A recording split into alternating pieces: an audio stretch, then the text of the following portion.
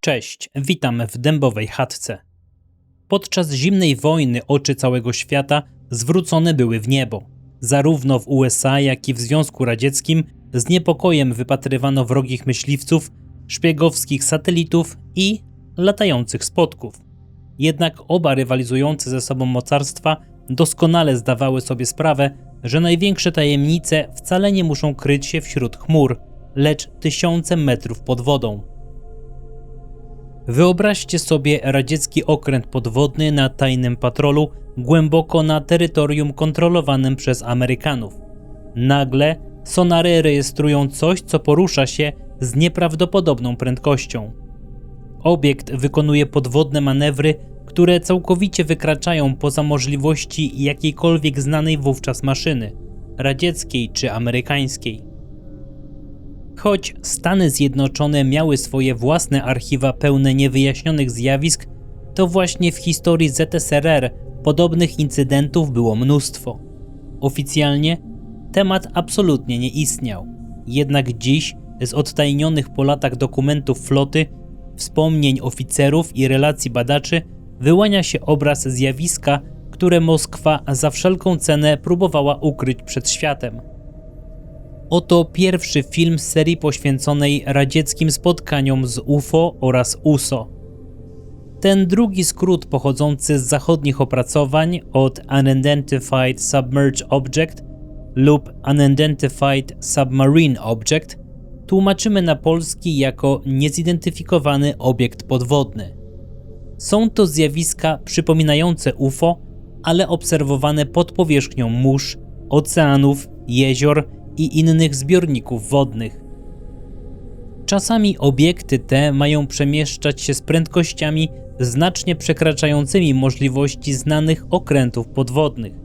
W innych przypadkach świadkowie opisują coś, co nagle wynurza się z wody, wzbija się w powietrze i odlatuje bez widocznej utraty prędkości.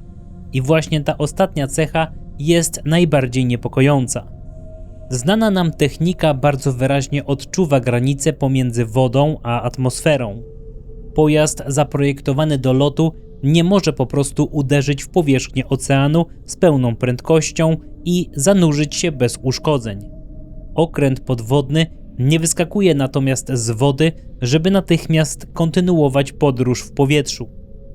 Tymczasem w relacjach o USO ta granica często wygląda tak, jakby dla obserwowanych obiektów w ogóle nie istniała.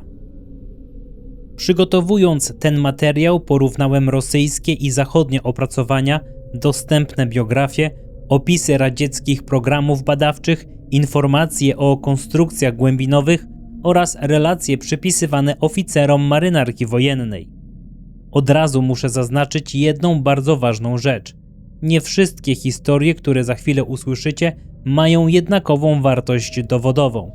Niektóre można powiązać z konkretną osobą, jednostką wojskową, okrętem albo określoną datą. Inne pojawiają się w późniejszych wspomnieniach, artykułach prasowych i programach dokumentalnych, ale nie towarzyszy im publicznie dostępny skan pierwotnego raportu. Nie zamierzam więc udawać, że każda z tych historii jest potwierdzonym faktem. Nie będę jej jednak odrzucał tylko dlatego, że brzmi niewiarygodnie albo nie pasuje do oficjalnego obrazu świata.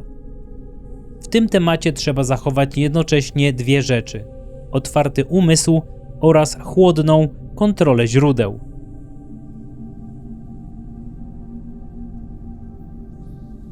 Jedną z postaci, które pomogły otworzyć w Związku Radzieckim drzwi do dyskusji o zagadkach przeszłości, był Aleksandr Alfredowicz Gorbowski. Był radzieckim historykiem, orientalistą, pisarzem oraz badaczem zajmującym się m.in. historią Azji. Urodził się w Kijowie, pracował w instytutach związanych z Akademią Nauk Związku Radzieckiego, a pod koniec życia mieszkał w Wielkiej Brytanii. Zmarł w Londynie w 2003 roku. W połowie lat 60. ukazała się jego publikacja poświęcona zagadkom najdawniejszej historii. Później została wznowiona i dla wielu czytelników w Związku Radzieckim stała się jednym z pierwszych spotkań z tematami, których oficjalna nauka dotykała bardzo niechętnie. Mowa między innymi o niewyjaśnionych śladach dawnych cywilizacji, możliwych katastrofach w odległej przeszłości oraz koncepcji, którą w Rosji określano mianem paleokontaktu. Paleokontakt oznacza hipotezę, według której ludzie żyjący w odległej przeszłości mogli zetknąć się z przedstawicielami zaawansowanej cywilizacji pozaziemskiej. Tego rodzaju spotkania miałyby później pozostawić ślady w mitologii, religii, architekturze albo dawnych przekazach. Nie oznacza to oczywiście, że sama obecność takiej hipotezy w publikacji popularno-naukowej stanowi dowód jej prawdziwości. Znaczenie Gorbowskiego polegało na czymś innym. W realiach radzieckich samo publiczne zadawanie niewygodnych pytań było już rzeczą znaczącą. Oficjalny obraz świata miał być uporządkowany, materialistyczny i zgodny z linią zatwierdzoną przez państwowe instytucje. Gorbowski pozwalał sobie natomiast na rozważanie możliwości, które wykraczały poza ten bezpieczny schemat. W jednym z przypisywanych mu opisów pojawiał się motyw dziwnego zdarzenia na starożytnym Morzu Śródziemnym. Ludzie mieli zobaczyć obiekt, który z wielką prędkością wynurzył się z wody, wzbił się w powietrze i po chwili zniknął z pola widzenia. Nie jest to raport, który można dzisiaj łatwo zweryfikować za pomocą zachowanego nagrania, zapisu urządzeń pomiarowych albo dokładnej dokumentacji technicznej. Jest jednak ważny jako przykład bardzo starego motywu, czegoś, co nie jest ani okrętem podwodnym, ani pojazdem latającym. Współcześnie podobne obiekty określa się czasem jako transmedialne, czyli takie, które mogą poruszać się w różnych środowiskach, np. pod wodą i w powietrzu, bez widocznej utraty sprawności. Moim zdaniem właśnie ten element odróżnia najciekawsze relacje o USO od zwykłych pomyłek. Ławica ryb może stworzyć dziwny obraz na ekranie urządzenia hydrolokacyjnego. Warstwa wody o innej temperaturze może załamać falę dźwiękową i spowodować pojawienie się pozornego celu. Wieloryb albo inne duże zwierzę może zostać błędnie uznane za obiekt techniczny. Ale kiedy świadkowie opisują tę samą rzecz najpierw pod wodą, a następnie w powietrzu, możliwości prostego wyjaśnienia zaczynają się kończyć. Oczywiście pod warunkiem, że ta relacja została przekazana prawidłowo i nie została zniekształcona podczas kolejnych publikacji. W radzieckiej przestrzeni publicznej temat niezidentyfikowanych obiektów podwodnych długo traktowano z wyraźną niechęcią.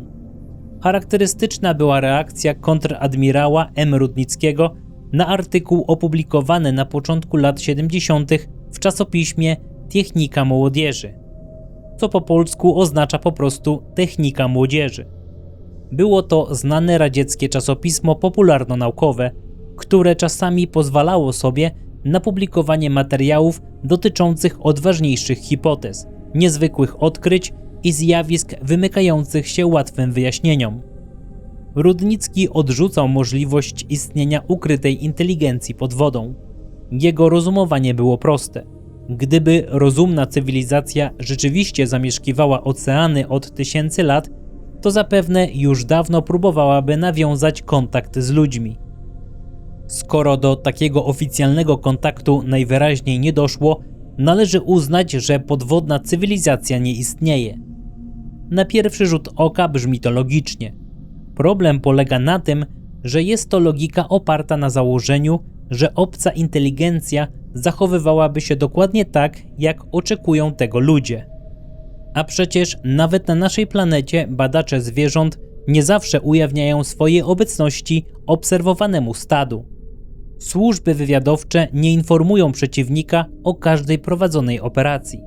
Zaawansowana cywilizacja może również nie widzieć żadnego powodu, żeby prowadzić z nami oficjalne rozmowy. Jeśli więc pod powierzchnią oceanów działałaby rzeczywiście jakaś nieznana technologia, brak jawnego kontaktu nie byłby dowodem, że nie istnieje.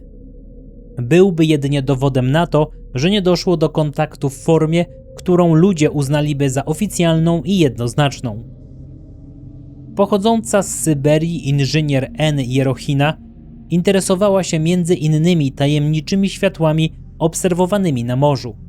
Dopuszczała podobną możliwość, że fluorescencja wody może stanowić próbę komunikacji ze strony jakiejś podwodnej inteligencji.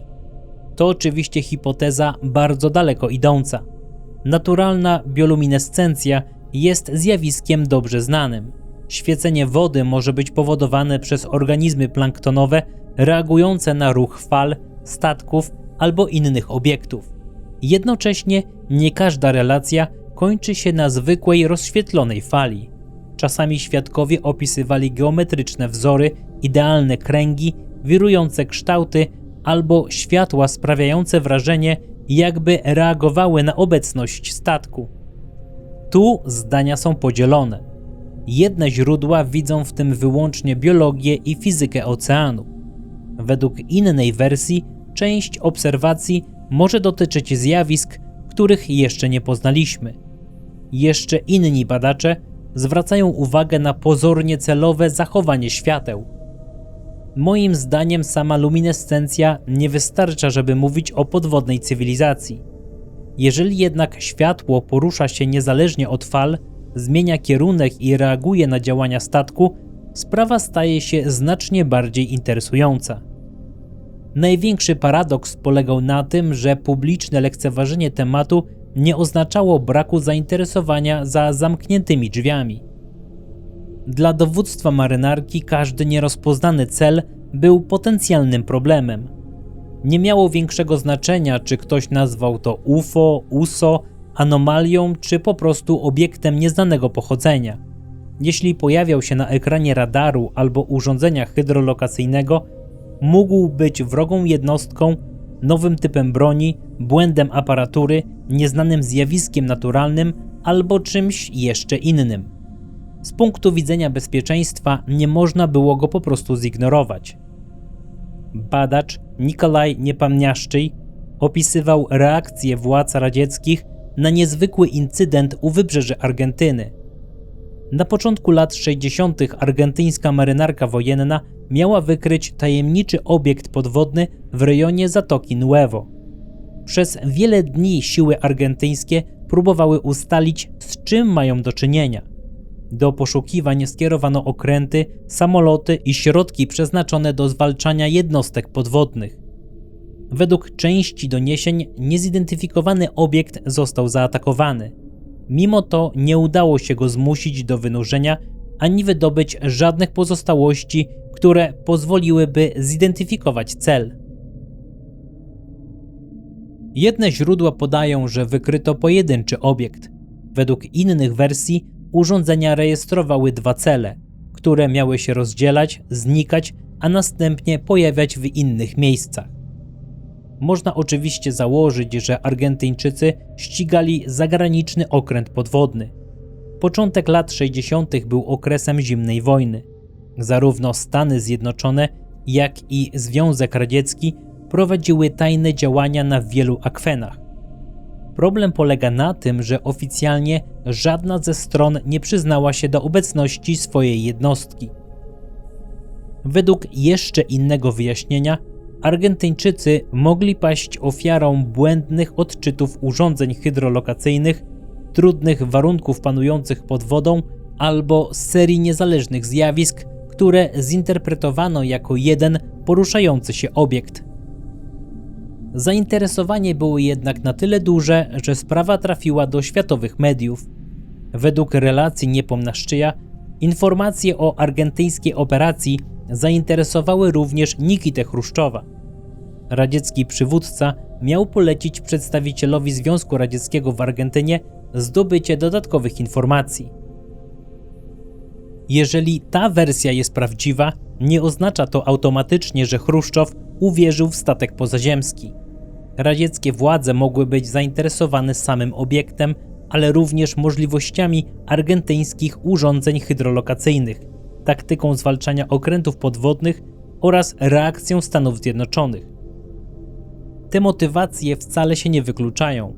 Możliwe, że w Moskwie podejrzewano obecność amerykańskiej jednostki. Możliwe, że chciano sprawdzić, czy Argentyńczycy przypadkiem nie wykryli radzieckiego okrętu.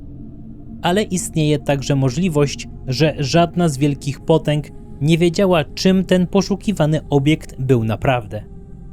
I właśnie ta trzecia możliwość jest najbardziej niepokojąca. Zainteresowanie tajemniczymi obiektami nie ograniczało się do marynarzy. Jedną z najbardziej zaskakujących postaci pojawiających się w tej historii był Paweł Popowicz. Popowicz był radzieckim kosmonautą, pilotem wojskowym i człowiekiem cieszącym się ogromnym autorytetem. W późniejszych latach angażował się w działalność środowisk próbujących badać zjawisko UFO. Pełnił też funkcję w komisji zajmującej się zjawiskami anomalnymi. Popowicz miał pomagać rosyjskim badaczom w zdobywaniu materiałów dotyczących obserwacji UFO. Według części relacji odegrał również rolę w uzyskaniu dokumentów przypisywanych KGB. W wywiadzie przeprowadzonym w pierwszej połowie XXI wieku mówił podobno o zaawansowanej cywilizacji związanej ze światem nazywanym Feton albo Muną. Według tej historii świat ten miał kiedyś istnieć w sąsiedztwie Ziemi, ale został zniszczony wskutek ogromnej katastrofy, prawdopodobnie wojny z wykorzystaniem broni jądrowej. Jego mieszkańcy mieli jednak przetrwać. Podobno utrzymywali stację pośrednią w pobliżu Saturna oraz kilka baz na Ziemi. Jedna miała znajdować się w Andach, druga w Himalajach w rejonie legendarnej Szambali, a trzecia na dnie głębokiego rowu oceanicznego na Oceanie Indyjskim. Baza w Andach miała zostać zlikwidowana, kiedy rozwój ludzkiej cywilizacji zbliżył się do niej zbyt mocno.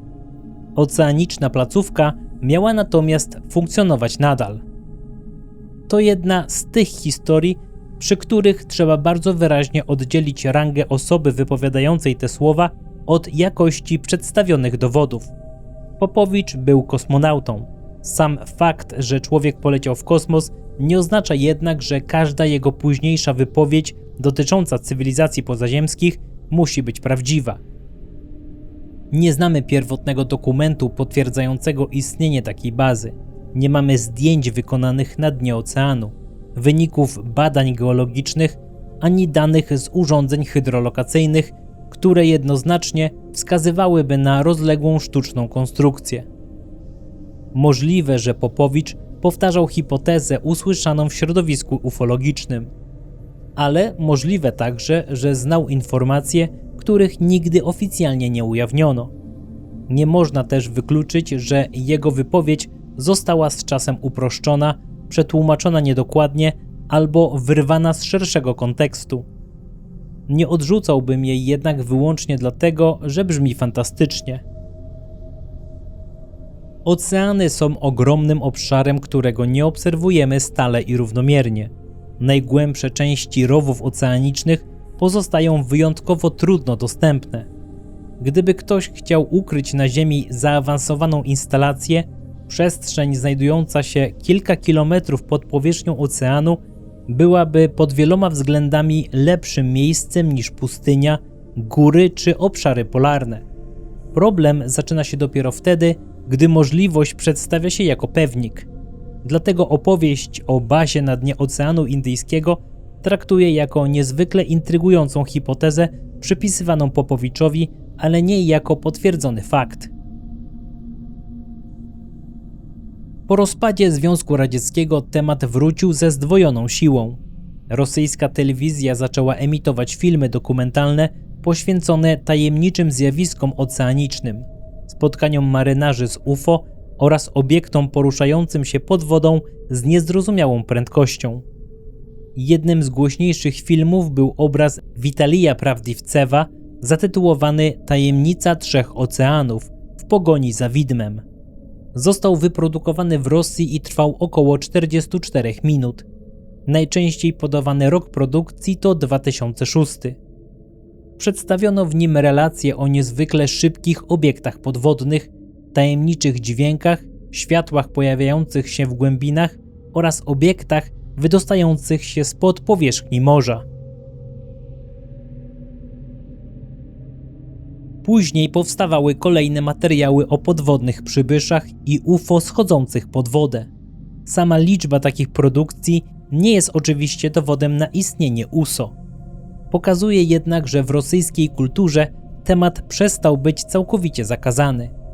Dawne milczenie na ten temat zastąpiła mieszanina autentycznych wspomnień, sensacyjnych interpretacji, rekonstrukcji telewizyjnych, dokumentów o niejasnym pochodzeniu oraz hipotez badaczy.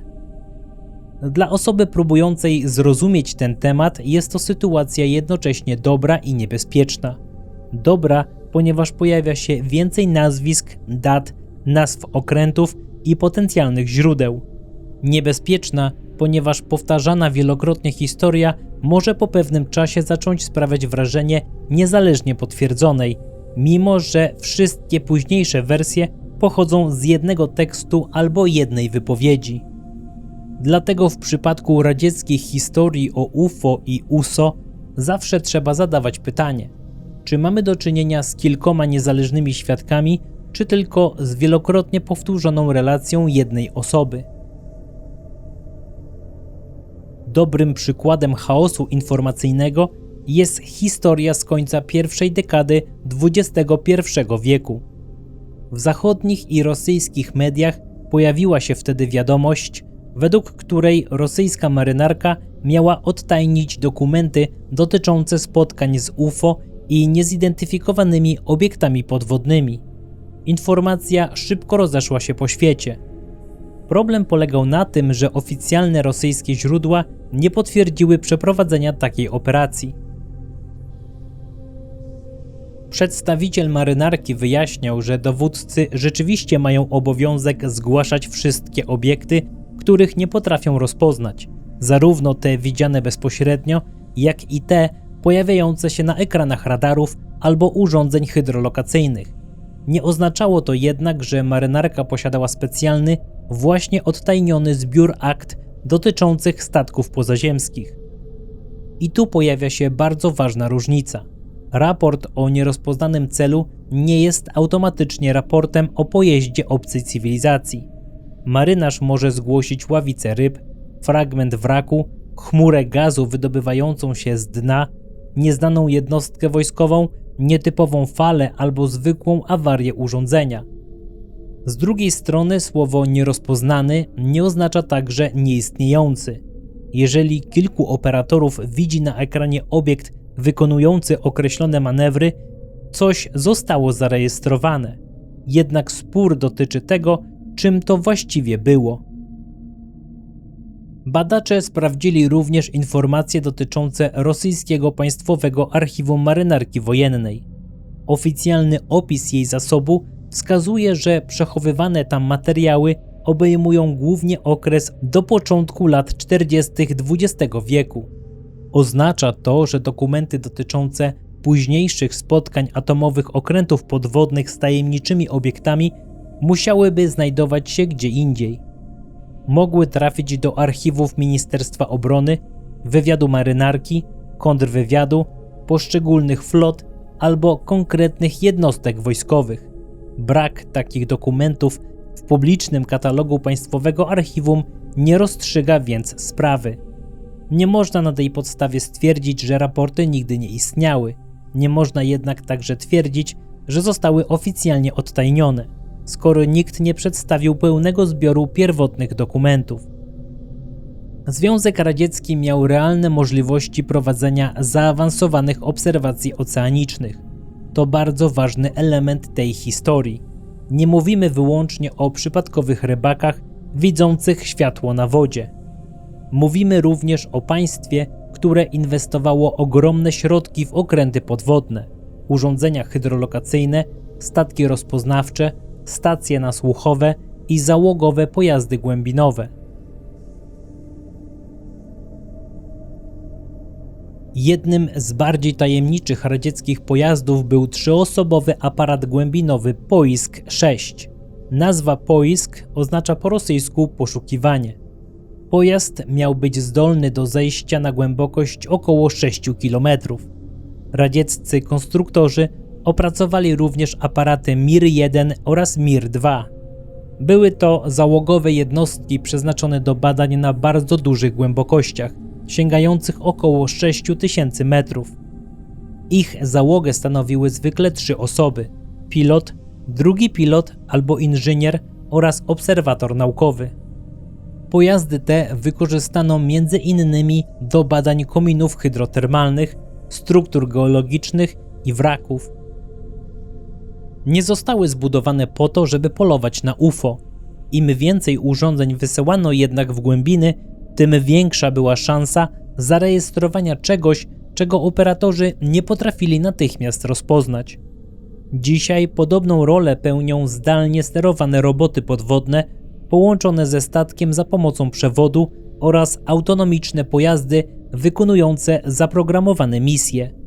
Wyposaża się je w kamery, urządzenia hydrolokacyjne, czujniki temperatury, urządzenia do pomiaru składu chemicznego wody i aparaturę rejestrującą pole magnetyczne. Być może właśnie takie pojazdy rozstrzygną kiedyś część dawnych historii. Równie dobrze mogą jednak dostarczyć nam zupełnie nowych zagadek. Najważniejszą postacią radzieckich badań nad UFO i USO był prawdopodobnie Władimir Georgijewicz Ażarza. Urodził się pod koniec lat 20. Ukończył Wyższą Szkołę Marynarki Wojennej imienia Frundzego i był związany z podwodnymi badaniami, hydrolokacją oraz radzieckimi wyprawami oceanograficznymi. Jego doświadczenie w sprawach morskich nie wynikało wyłącznie z późniejszego zainteresowania UFO.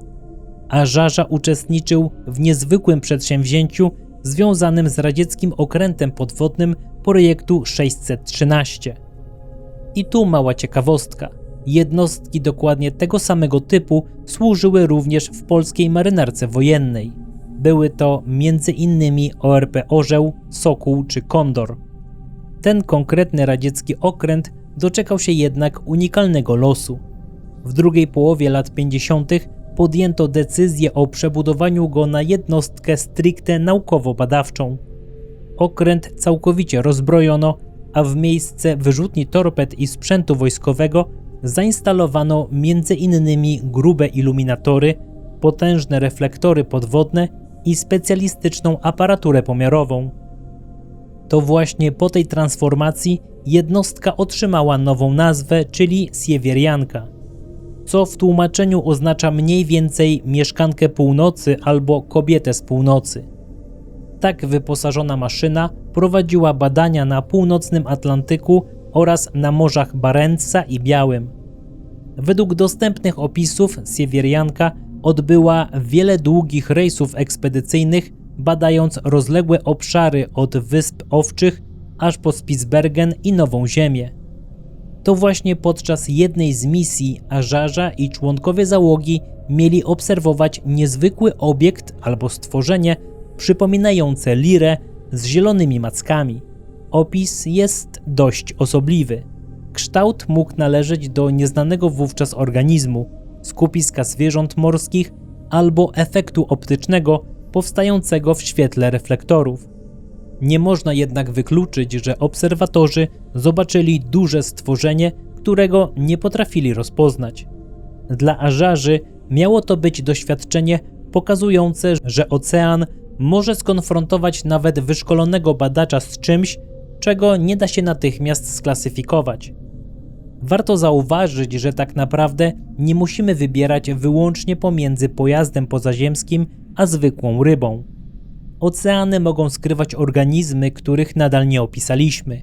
Niektóre z nich mogą być bardzo duże, rzadkie i przystosowane do życia na głębokościach, na których człowiek pojawia się wyjątkowo rzadko. W takim przypadku część relacji przypisywanych USO mogłaby w rzeczywistości dotyczyć nieznanych stworzeń.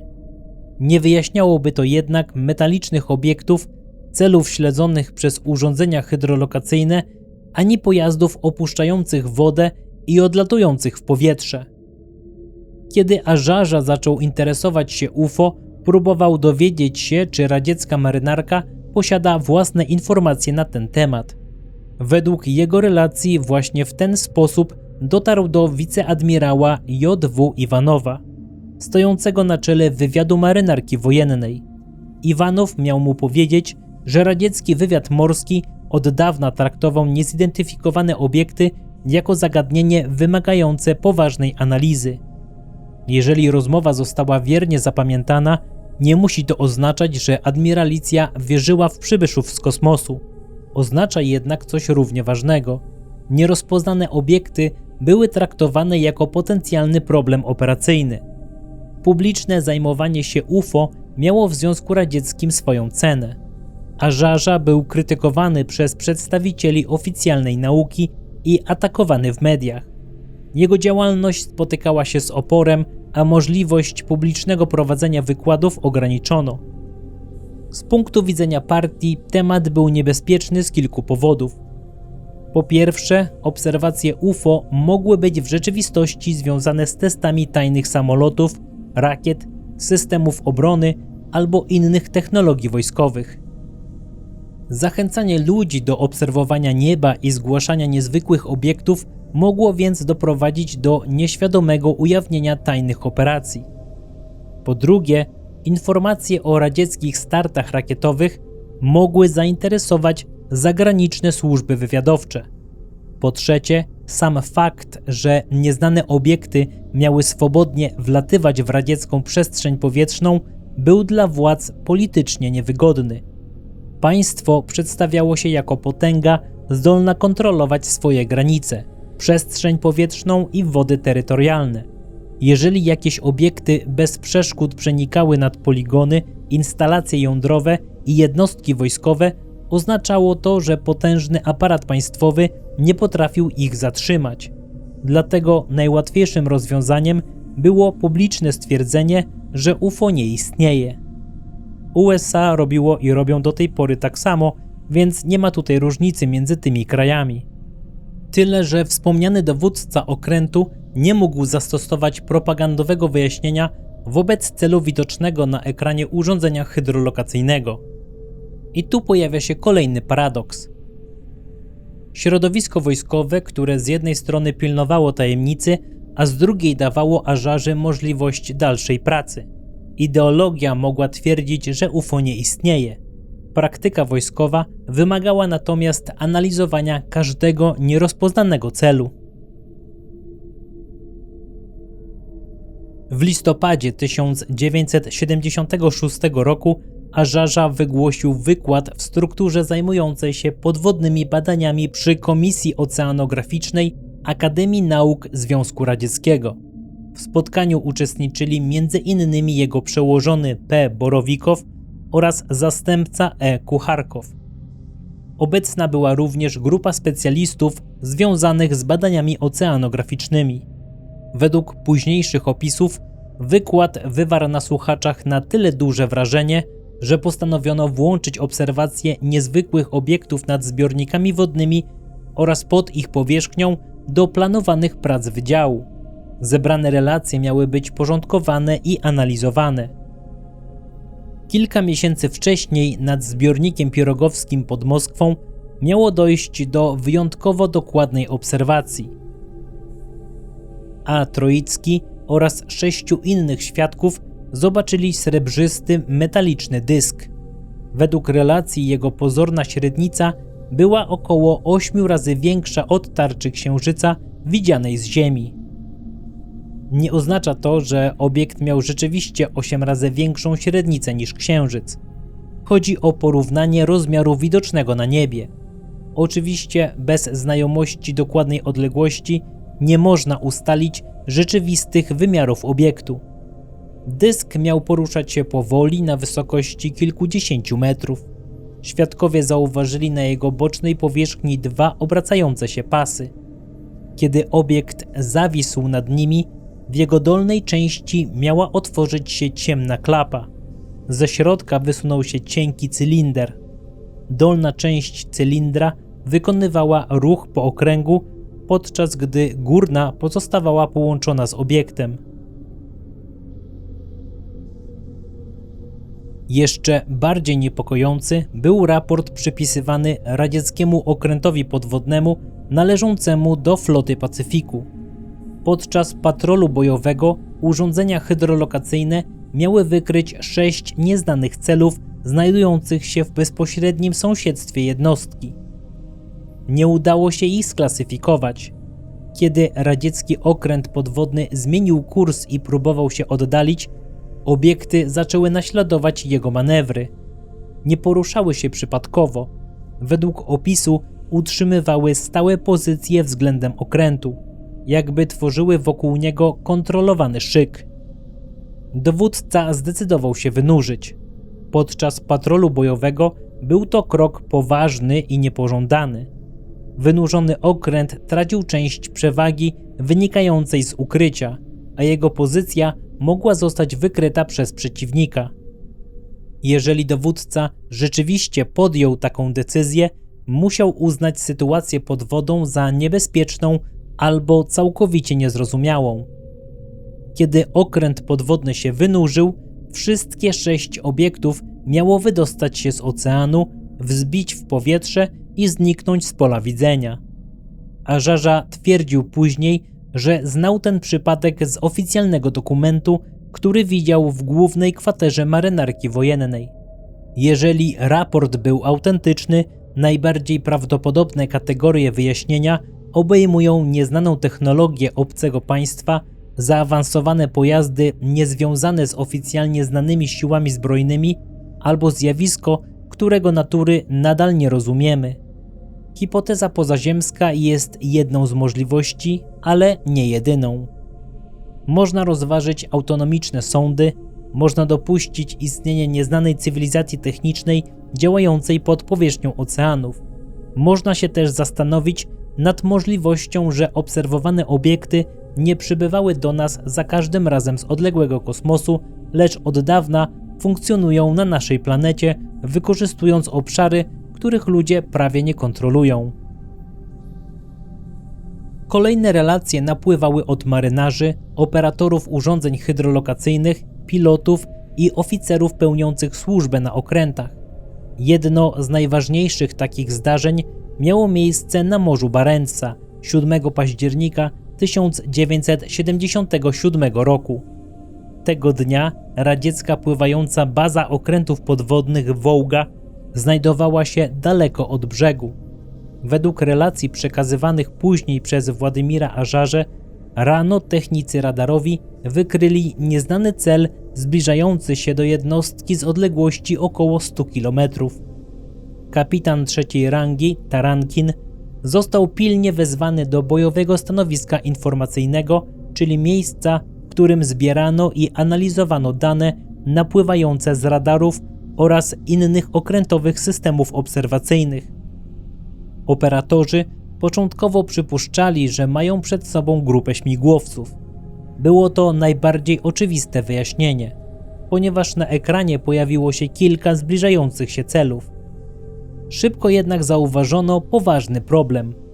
Wołga znajdowała się tak daleko od lądu, że znane radzieckie śmigłowce nie powinny być w stanie dotrzeć do tej części Morza Barentsa bez wsparcia okrętu albo lotniskowca. Sprawdzono również dostępne informacje wywiadowcze. Nie wskazywały one, żeby w pobliżu znajdował się zagraniczny lotniskowiec albo inna jednostka mogąca przenosić taką grupę maszyn. Tarankin wyszedł na mostek, aby zobaczyć cele na własne oczy. Z północnego wschodu zbliżało się 9 świetlistych obiektów. W części przekazów opisano je jako jasne, metaliczne dyski. W innych po prostu jako silnie świecące, okrągłe obiekty. Ich źródła światła miały być na tyle wyraźne, że obserwatorzy mogli śledzić ich ruch bez przyrządów optycznych.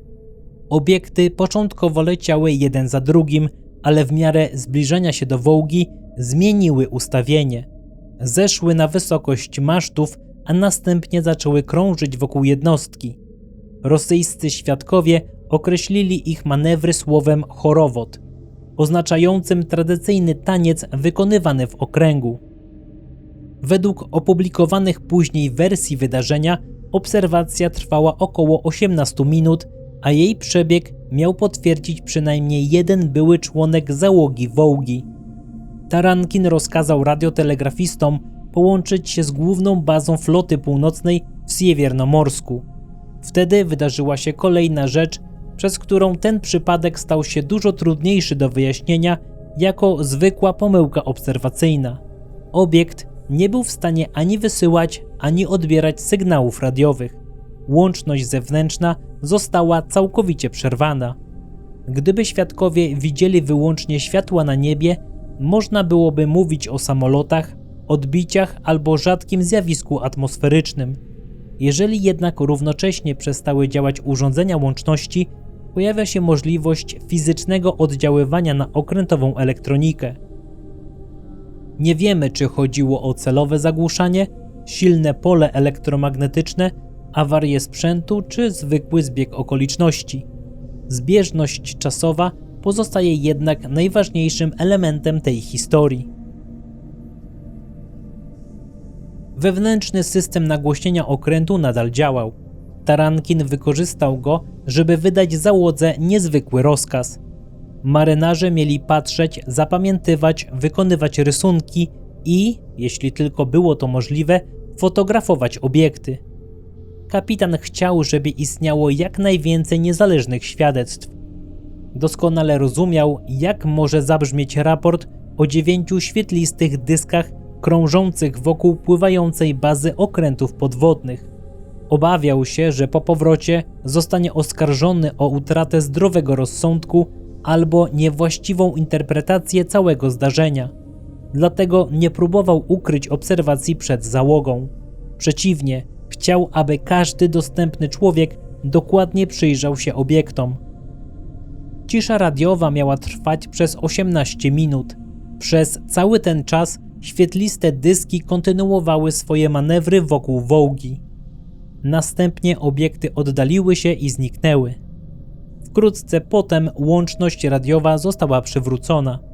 Okręt natychmiast przesłał meldunek do bazy. Około godzinę później w rejon obserwacji skierowano samolot rozpoznawczy, ale było już za późno. Nieznane obiekty dawno zniknęły. Nie ma pewności, czy wykonano zdjęcia, a jeżeli tak, to co się z nimi stało. Jedne źródła twierdzą, że część załogi fotografowała obiekty. Według bardziej ostrożnej wersji kapitan jedynie rozkazał wykonać zdjęcia, ale nie wiadomo, czy dostępne aparaty pozwoliły na uzyskanie użytecznych materiałów. W warunkach morskich przy dużej odległości, silnym blasku i poruszających się celach wykonanie wyraźnej fotografii nie było łatwe. Trzeba też pamiętać, że każda klisza wykonana na okręcie wojskowym mogła zostać przejęta przez służby zaraz po powrocie jednostki do bazy. Moim zdaniem incydent z Wołgą jest znacznie ciekawszy niż relacje dotyczące pojedynczego światła widzianego przez jedną osobę. Mamy tu obserwacje wielu obiektów, odczyt radarowy, licznych świadków i czasowe przerwanie łączności. Jednocześnie nie mamy pełnej dokumentacji, dlatego nie możemy uznać tej historii za bezspornie potwierdzoną. Możemy jednak przeanalizować kilka możliwych wyjaśnień. Pierwsza możliwość to tajne śmigłowce albo samoloty przeciwnika. W czasie zimnej wojny Morze Barentsa było jednym z najważniejszych obszarów działalności wywiadowczej. Amerykanie i ich sojusznicy obserwowali radzieckie bazy, okręty podwodne oraz próby rakietowe. Problem polega na tym, że 9 maszyn działających tak daleko od własnych baz musiałoby posiadać zaplecze, którego radziecki wywiad nie wykrył. Pozostaje również kwestia niezwykłego wyglądu, manewrów wokół masztów i nagłego zniknięcia całej grupy. Druga możliwość to celowe zagłuszanie elektroniczne połączone z obserwacją wojskową. Grupa specjalnych pojazdów mogła testować zdolność radzieckiej jednostki do działania w warunkach zakłóceń. Było to jednak przedsięwzięcie niezwykle ryzykowne. Gdyby radziecka załoga uznała obiekty za agresywne, mogła otworzyć ogień albo wezwać lotnictwo. takie działanie mogło doprowadzić do międzynarodowego kryzysu. Trzecia możliwość to zjawisko naturalne.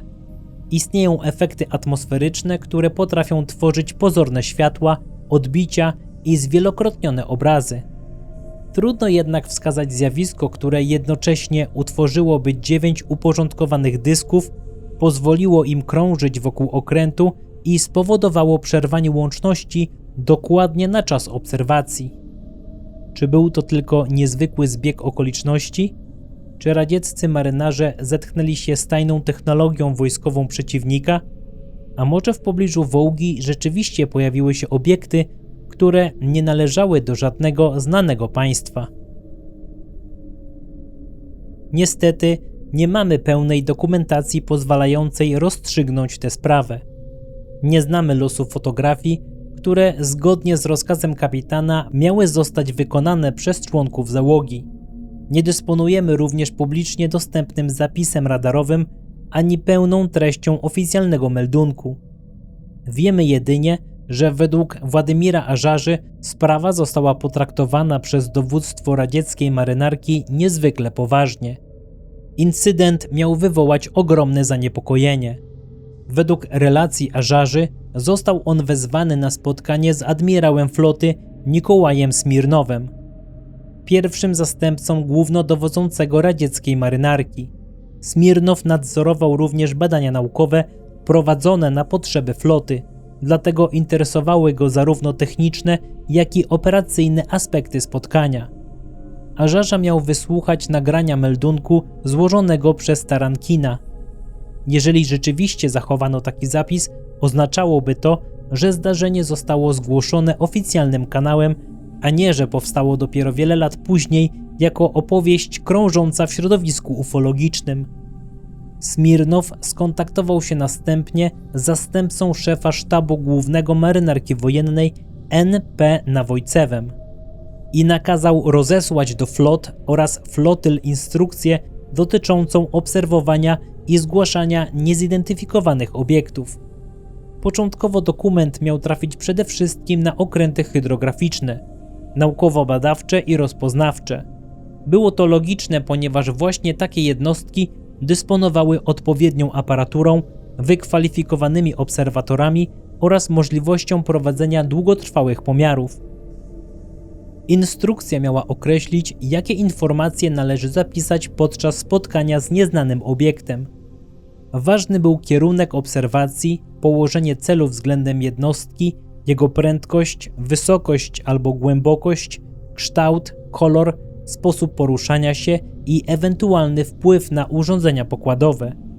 Załogi miały również opisać warunki pogodowe, zachmurzenie, stan morza i widoczność. W praktyce był to zestaw zasad pozwalających oddzielić wartościowy raport od chaotycznej opowieści. Państwo, które publicznie przedstawiało UFO jako temat niepoważny, tworzyło jednocześnie procedurę ich obserwowania. Oczywiście sama instrukcja nie potwierdzała pozaziemskiego pochodzenia obiektów. Pokazywała natomiast, że liczba doniesień stała się wystarczająco duża, aby marynarka uznała ich systematyczne zbieranie za potrzebne. Według krytycznych opracowań Ażarza przygotował projekt takiej instrukcji już latem 1977 roku, ale dowództwo początkowo nie śpieszyło się z jej przyjęciem. Dopiero kolejne zdarzenia, w tym obserwacje z września i października, miały przyspieszyć cały proces. Jedna z ważnych obserwacji miała miejsce jeszcze przed spotkaniem Wołgi 20 września 1977 roku. Nowoczesny radziecki atomowy okręt podwodny projektu 705 wracał z prób przeprowadzonych w rejonie Siewieradwińska. Jednostki tego typu były niezwykle szybkie, silnie zautomatyzowane i należały do najbardziej zaawansowanych okrętów podwodnych zbudowanych w Związku Radzieckim. Oficer wachtowy zauważył na niebie szybko poruszający się punkt przypominający bardzo jasną gwiazdę. Obiekt przemieszczał się z północy na południe, w kierunku Pietrozawodska i ówczesnego Leningradu. Początkowo mógł wyglądać jak samolot albo meteor. W miarę zbliżania jego obraz zaczął się jednak wydłużać. Jasny punkt zmienił się w długą, świecącą wstęgę, a następnie w coś przypominającego olbrzymi cylinder. Kiedy obiekt przelatywał nad rejonem obserwacji, jeden z jego końców miał stać się asymetryczny. Z cylindra zaczęły wydostawać się mniejsze, świetliste obiekty. Z dużej odległości przypominały ziarna grochu. Nie leciały za głównym obiektem, lecz rozchodziły się w różnych kierunkach, jakby każdy z nich otrzymał osobny kurs. Oficer odnotował obserwacje w dzienniku pokładowym. Według późniejszych relacji, około godziny później podobny obiekt pojawił się nad Pietrozawockiem. Jeżeli te dwa wydarzenia były ze sobą związane, można byłoby podejrzewać, że załoga atomowego okrętu obserwowała wcześniejszą fazę tego samego zjawiska, które później stało się znane jako fenomen Pietrozawocki. Nie jest jednak pewne, czy obiekt widziany nad Morzem Białym rzeczywiście był tym samym źródłem światła. W nocy z 19 na 20 września na dużym obszarze północno-zachodniego Związku Radzieckiego i Finlandii zgłaszano wiele różnych obserwacji. Możliwe, że część z nich była związana ze startem rakiety, a pozostałe miały inne przyczyny. Nad ranem 20 września 1977 roku mieszkańcy Pietrozawocka zobaczyli na niebie niezwykłe światło. Obiekt początkowo przypominał jasną gwiazdę, ale później rozwinął wokół siebie świetlistą strukturę porównywaną do meduzy albo ośmiornicy.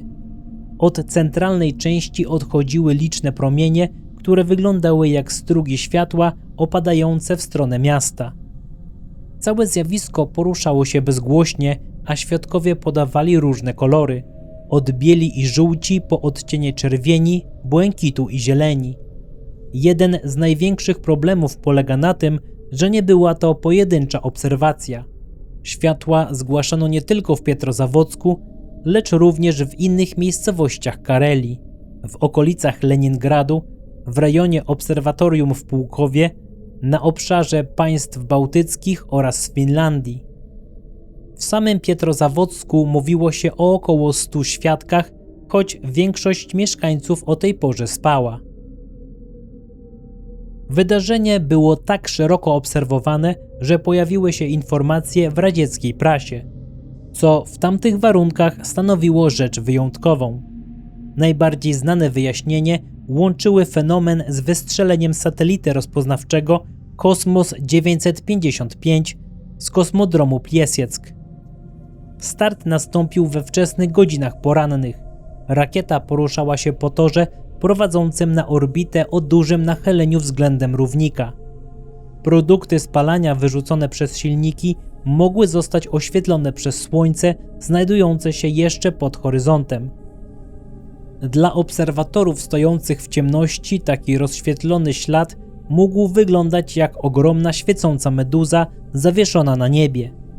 Podobne efekty obserwuje się także współcześnie podczas startów rakiet, szczególnie o świcie lub po zachodzie słońca. To wyjaśnienie jest rozsądne i prawdopodobnie tłumaczy dużą część obserwacji. Nie oznacza jednak, że każda relacja z tej nocy została w ten sposób rozwiązana. Niektórzy świadkowie mówili o obiektach zmieniających kierunek, zawisających nad określonym obszarem albo przemieszczających się w sposób, który nie pasował do zwykłego śladu rakiety. Pojawiły się również doniesienia o małych otworach znalezionych później w szybach okiennych. Próbowano je łączyć ze świetlistymi promieniami, choć nie udało się jednoznacznie wykazać takiego związku. Część badaczy uważała, że uszkodzenia szyb miały zwyczajne przyczyny i zostały dopiero później dołączone do legendy całego zdarzenia. Czy możliwe jest, że rzeczywiście był to wystrzelony satelita, ale jego startem zainteresowała się pozaziemska inteligencja i śledziła jego lot? Więc świadkowie widzieli zarówno ludzką maszynę, jak i UFO? Jak zawsze jestem ciekaw Waszych opinii na ten temat. Dziękuję za wysłuchanie tego odcinka do końca. Jeśli chcecie poznać dalszy ciąg tej historii, zapraszam do subskrybowania kanału, komentowania i lajkowania. Jeśli chcecie wesprzeć jakoś moją pracę, zawsze możecie to zrobić poprzez Patronite, Buy Coffee albo YouTube Thanks. W czasie, gdy po całym tym Armagedonie, usuwaniu filmów i zmianie sposobu prezentowania treści, kanał powoli się odradza, każda forma pomocy naprawdę ma dla mnie duże znaczenie. Jeszcze raz bardzo dziękuję za Wasze wsparcie. Do usłyszenia w kolejnym filmie Dębowej Chatki.